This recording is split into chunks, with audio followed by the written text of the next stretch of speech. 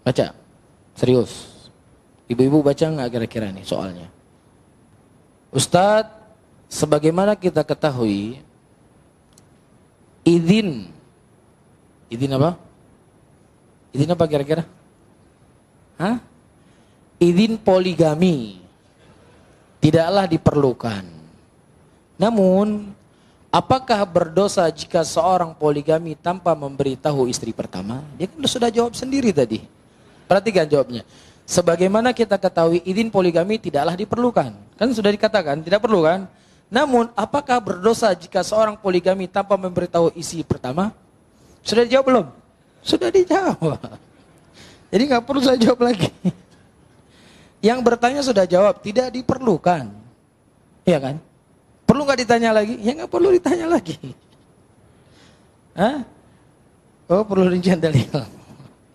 Taib, ayo ikhwah wal akhwat rahimani wa rahimakumullah. Nah, poligami itu tidak mesti ada izin dari istri yang pertama. Tidak ada satupun dalil yang menunjukkan harus ada izin. Ya, begitu juga ketika antum keluar dari rumah antum, mau safar itu juga nggak ada izin sama istri. Yang ada istri izin sama suami, itu yang betul. Jadi kalau antum, Ustaz saya izin dulu sama istri, salah ini antum. Antum bukan izin sama istri, beritahu sama istri. Nah antum sebagai kepala rumah tangga bisa memahami sendiri, saya sebagai kepala rumah tangga bisa nggak keluar rumah. Kalau saya melihat saya nggak bisa keluar rumah karena akan jadi mudarat, jangan antum keluar. Iya, walaupun istri suruh pergi. Tapi kalau seandainya kita lihat ini akan tidak ada mudarat, tidak ada hal yang menghalangi apapun. Sementara perginya antum ada maslahat di situ, itu istri cuman dikasih tahu bukan dikasih izin, jangan kebalik. Ar-rijalu qawwamuna 'alan nisa. Laki-laki itu pimpinannya perempuan. Jadi yang namanya minta izin, pemimpin yang minta izin atau yang di bawah pemimpin minta izin? Ada antum kepala dinas pergi ke pegawai antum, saya izin dulu ya, ada? Hah? Ada, yang namanya izin dari bawah ke atas. Kalau dari atas ke bawah namanya apa? Pemberitahuan, saya akan keluar kota. Dalam waktu 3 hari tolong kerjaan diatur sebaik mungkin. Ini ada masalah gini-gini, selesaikan. Pergi dia. Gak ada minta izin sama yang bawahan. Ini jangan kebalik ya. Ya, jadi jangan jadi suami-suami takut istri. Tapi juga jangan mentolimi istri, yang ini penting. Paham di sini? Baik. Begitu juga dalam masalah ta'adud. Namun, ayo al-ikhwah rahimani wa rahimakumullah, ada hal yang penting yang harus kita ketahui. Sebuah perkara yang baik, ketika akan memunculkan mudarat yang lebih besar, maka perkara yang baik itu menjadi terlarang. Rasulullah SAW pada waktu itu pernah menegur seseorang yang dia sholat sangat panjang. Sholat dalam keadaan panjang, sholat panjang dalam sholat itu baik atau tidak? Baik, bagus ya. Tetapi ketika sholat yang panjang itu memberikan mudarat, maka dilarang, nggak boleh. Jadi jangan sampai antum ingin membangun rumah yang kedua, rumah yang satu jadi hancur. Nah, itu antum harus perhatikan. Jangan sampai antum menikah kemudian anak-anak yang jadi terlantar. Maka itu menjadi zalim. Jadi hukum syariat itu diikat dengan hal-hal yang selalu di dalamnya membuka pintu-pintu kebaikan. Karena tidak ada satupun syariat kecuali di situ ada kebaikan. Gak mungkin syariat itu mengajarkan kepada kejelekan dan kehancuran.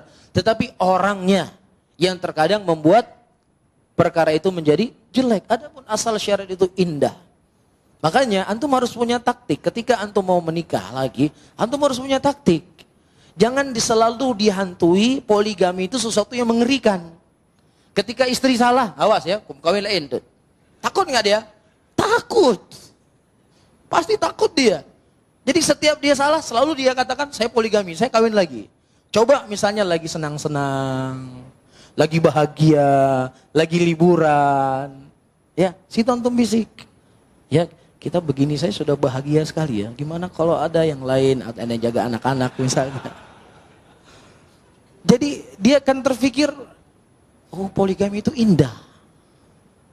Tapi kalau setiap masalah antum poligami, wah itu sudah pasti jelek ini sudah. Jadi harus punya taktik. Betul nggak ibu-ibu? Betul ya? Harus punya taktik kan? Kok diam ibu-ibu? Harus punya taktik. Ya, tanya kepada orang yang sudah poligami. Gimana caranya? Paham di sini? Dan ibu-ibu juga, kalau sudah terjadi, jangan mengedepankan hawa nafsu.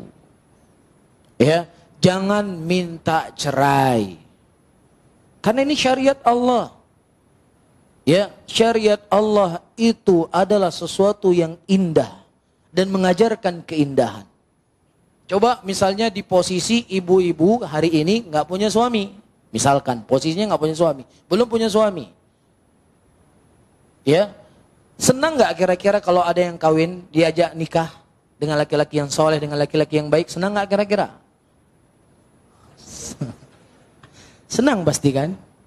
Ya, perempuan itu kalau perempuan dalam sebuah hadis disebutkan kalau ditanya nikah dia diam, berarti dia mau. Itu dalam hadis kata Rasulullah. Ya, izinnya perempuan itu nikah antas kuta, dengan diamnya dia, itu izin perawan. Jadi kalau dia kamu menikah diam-diam, berarti sudah cukup, itu sudah. Apalagi dia senyum, wah tambah bisa lagi. Bisa difahami ya? Jadi begitu juga di sana ada wanita-wanita ya yang dia memang butuh pendamping seorang laki-laki, dia akan bahagia sebagaimana juga ibu bahagia. Ya, dan insya Allah ketika itu diterima dengan lapang dada, apalagi itu adalah bagian dari syariat Allah, maka akan indah. Pasti akan indah. Makanya jangan selalu dilihat yang jelek-jelek. Karena kalau nanti beralasan orang yang ta'adud poligami banyak cerai, nah begitu juga sekarang orang gak poligami ada yang cerai itu enggak? Ada juga kan? Jadi gak nikah nanti kita kalau gitu hujahnya. Ya, nah bagaimana dibina menjadi yang lebih baik. Ya, laki-laki harus punya taktik yang baik, perempuan juga harus bersabar. Sepakat nggak kira-kira teorinya? Masya Allah.